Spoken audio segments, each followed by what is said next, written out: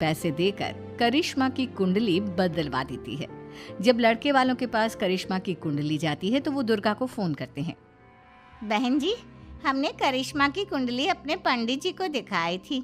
आपकी बेटी की कुंडली नहीं बल्कि दोषों का पिटारा है। देखिए, मैं और मेरे पति इन सब बातों में बहुत विश्वास करते हैं, इसलिए हम आपकी बेटी से अपने बेटे की शादी नहीं करा सकते। इस तरह करिश्मा का रिश्ता टूट जाता है और सभी घर वालों को बहुत दुख होता है। अब कविता सोचती है, चलो करिश्मा का तो रिश्ता टूट गया, अब रेशमा का भी रिश्ता तोड़ना है। क्या करूं? अब सविता आवाज बदलकर किसी अननोन नंबर से रेशमा के होने वाले ससुराल में फोन करती है। हेलो, मैं कौन हूँ कौन नहीं ये आपके लिए जानना ज़रूरी नहीं। बस इतना सुन लो कि रेशमा का 2 साल से किसी के साथ अफेयर चल रहा है। बस रेशमा का रिश्ता तोड़वाने के लिए सविता का इतना कहना काफी था। अब रेशमा का भी रिश्ता टूट गया। मयंक और दुर्गा देवी ने रेशमा को खूब खरी खोटी सुनाई और उससे बार बार उस लड़के के बारे में पूछने लगी। आप दोनों मुझे क्यों परेशान कर रहे हो? अरे कोई लड़का होगा मेरी लाइफ में तो मैं बताऊंगी ना, जब कोई है ही नहीं तो कहाँ से लाऊं मैं कोई लड़का? तो तेरे होने वाले ससुराल वालों को फोन किसने किया था? माँ, मैं नहीं जानती किसने फोन किया था, मैं सच कह रही हूँ। मैं तो पहले ही कह रही थी इसकी लगाम खींच कर रखो, लेकिन मेरी सुनता ही कौन है। आप चुप रहिए भाभी, ये सब आपका ही किया धरा है।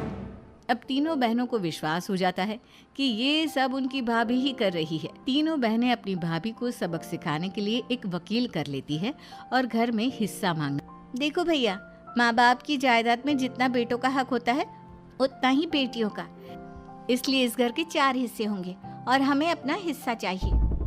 मैंने तुम्हारे लिए क्या क्या नहीं किया और तुम इस घर में हिस्सा मांग रही हो?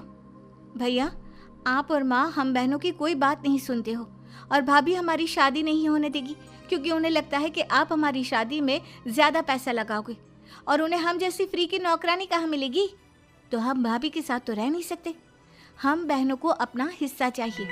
अरे तुम्हें शर्म आनी चाहिए अपने भाभी पर ऐसा इल्जाम लगाते हुए। वो तुम्हारे बारे में कितना सोचती है। हाँ माँ, भाभी हमारे बारे में बहुत सोचती है। दिन रात बस यही सोचती रहती है कि किस तरह से अपनी तीनों ननदों को परेशान करूं और कभी मुझे पढ़ने भी नहीं देती। दोनों बहनों का रिश्ता भी तो इन्होंने ही तोड़वाया है और रात में हमारे कमरे में आकर हमारी चीजें भी चुराती हैं। इसी तरह सविता की तीनों ननदें अपनी बात पर अड़ी रही। अब कोर्ट में तारीख भी शुरू हो गई। जब सविता को लगा कि उसकी तीनों ननद इतनी आसानी से नहीं मानने वाली, तो उसने अपने पति और सास को सारी सच्चाई बता दी और अपनी तीनों ननद से माफी